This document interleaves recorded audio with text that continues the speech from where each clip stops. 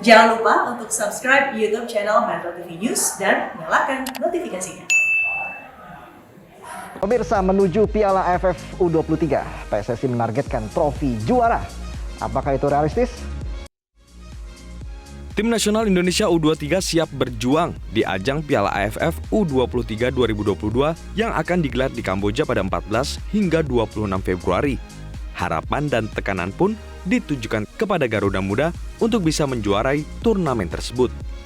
Pasalnya, pada edisi terakhir yakni 2019 lalu, juara bertahan kelompok umur ini adalah Indonesia. Dalam pernyataan resmi di situs PSSI, Ketua Umum Muhammad Iryawan membebankan target tinggi kepada skuad U23 untuk bisa mempertahankan gelarnya. Dengan materi pemain yang kurang lebih sama dengan Piala AFF 2020 lalu, membuat banyak pihak mengharapkan hasil maksimal dapat diraih Rahmat Irianto dan kawan-kawan. Timnas U23 yang datang dengan kekuatan baru di bawah pelatih Shin Tae-yong diharap bisa mengulang prestasi para seniornya 3 tahun lalu. Shin Tae-yong sendiri menjadikan sejumlah pemain jebolan Piala AFF 2020 sebagai tulang punggung di ajang U23 kali ini. 8 pemain tersebut yakni Muhammad Riyandi, Alfeandra Dewangga, Rizky Ridho, Pratama Arhan, Rahmat Irianto, Sahrian Abimanyu, Ramai Rumakek, dan Hanis Sagara. Sementara itu, beberapa nama pemain muda yang tampil di laga FIFA Matchday melawan Timor Leste juga dipercaya juru taktik asal Korea Selatan itu, seperti Bayu Fikri, Ahmad Figo, serta Ronaldo Kuate dan Marcelino Ferdinand yang menjadi 2 pemain termuda di skuad U23 saat ini di usia 17 tahun. Pada Piala AFF U23 edisi ketiga ini, Indonesia tergabung di grup B sesama Malaysia, Myanmar, dan Laos. Skuad Garuda Muda pun dituntut siap sedia melewati setiap rintangan di setiap pertandingan dengan mental yang kuat. Sebagai persiapan jelang turnamen tersebut, anak asuh Shin Tae-yong itu tengah menjalani pemusatan latihan di Bali sejak 3 Februari. Timnas U23 akan digenjot selama sepekan di Pulau Dewata sebelum bertolak ke Kamboja tanggal 10 Februari mendatang. Ya, apakah target juara AFF U23 realistis? Saya tanya ke Bung Toel saja, Bung Toel. Bagaimana Bung Toel melihat target dari PSSI? PSSI sudah dengan tegas mengatakan bahwa harus juara Piala AFF U23, apalagi kita juara bertahan. Bagaimana Bung Toel melihat target dari PSSI itu?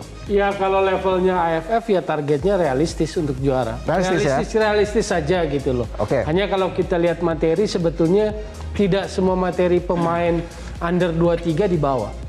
Egy, Witan, Sadi Ramdhani yang dalam kacamata publik itu termasuk kategori salah satu terbaik kan tidak ikut serta. Tentu dengan berbagai alasan masing-masing. Tapi artinya ini bukan dari kumpulan semua yang terbaik lah. Jadi kalau realistis, tapi kalau dari kumpulan semua yang terbaik tidak gitu loh. Jadi masih menimbulkan banyak pertanyaan juga, misalnya kemana Bagus Kavi gitu kan? Yang kita harapkan harusnya muncul di event ini kan nggak kelihatan gitu loh.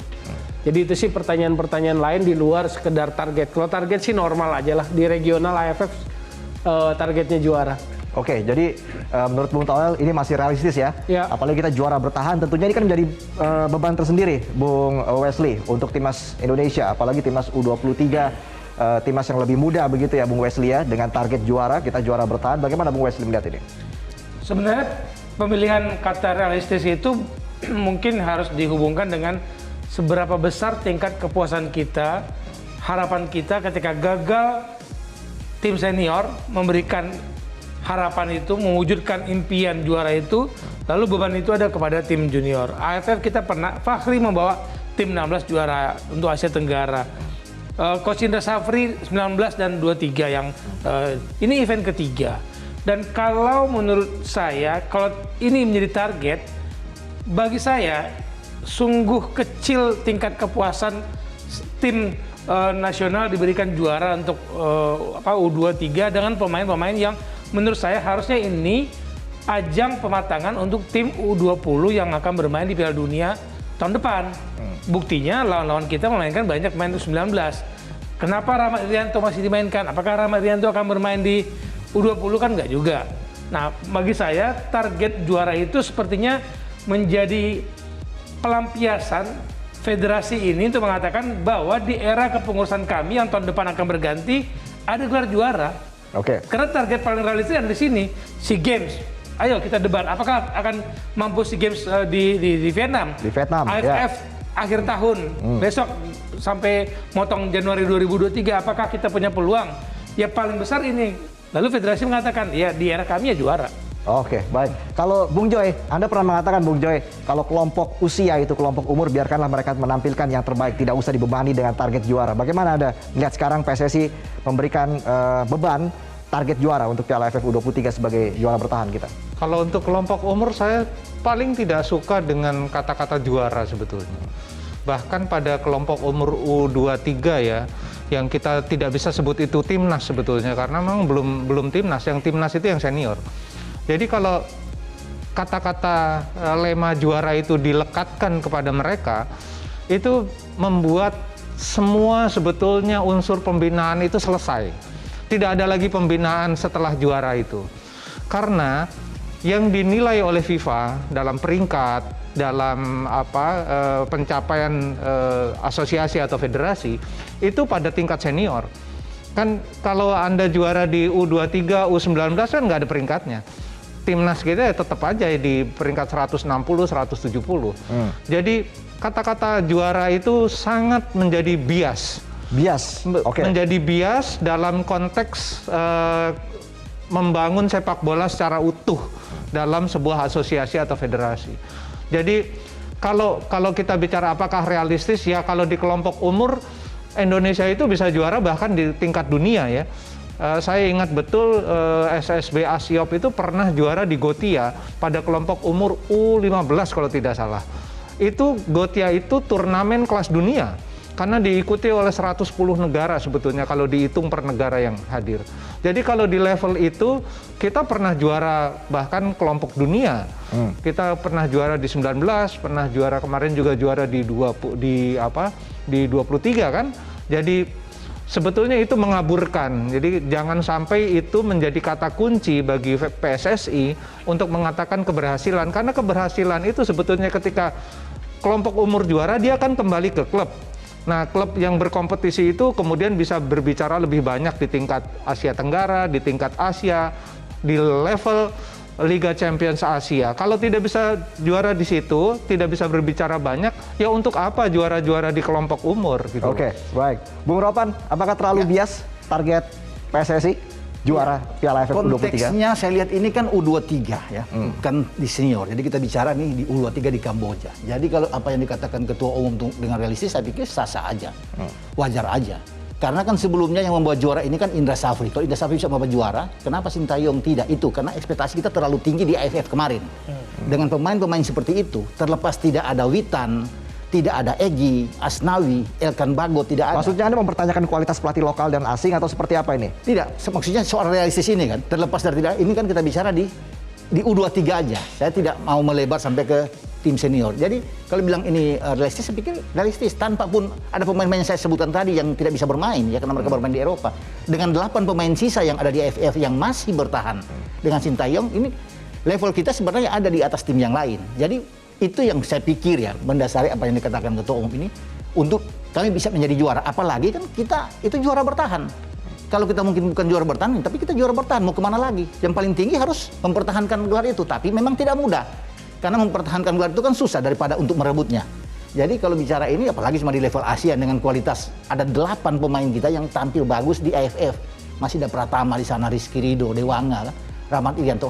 Saya pikir ini bisa untuk bisa mengambil. Kalau kita bicara konteksnya, tetap di U23 ya, ditambah dengan Kuate ya, Marcelino. Ini tim bagus sebenarnya. Jadi kalau nggak juara itu keterlaluan. Kalau tidak juara keterlaluan. Kalau tidak juara, keterlaluan. Tapi kalau Malah jadi beban bagi Sintayong kalau nggak Tapi juara. setelah juara, U23 juara beberapa tahun yang lalu. Ya. Apa yang terjadi pada klub? Ya segitu-gitu aja sebetulnya Enggak, levelnya. ini pertanyaannya jangan double. Ketika pertanyaannya realistis, Ya, normal itu, gitu. normal loh. itu. Tapi Sah-sah kalau kemudian ini dijadikan alat propaganda bahwa ada kesuksesan, itu pertanyaan lain. Ya. Cuma saya mau meluruskan begini, U23 itu nggak bisa disamakan dengan KU-KU yang seperti 16, 17, 18, karena U23 itu udah senior. Itu Olympic Games. Olympic Team itu U23.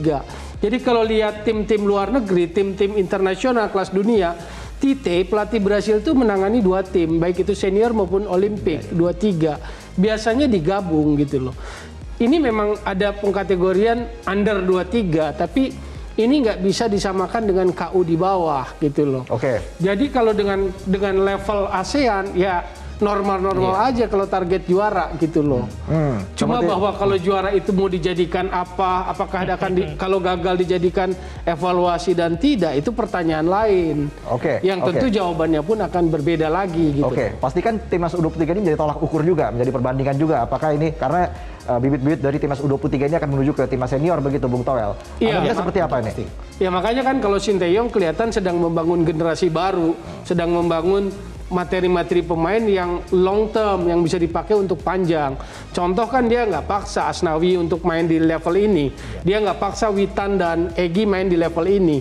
Padahal secara usia masih masuk kategori under 23 gitu loh. Oke. Jadi apakah ini semua materi terbaik sudah masuk di tim ini? Enggak. Tapi ada banyak generasi baru yang masuk di tim ini.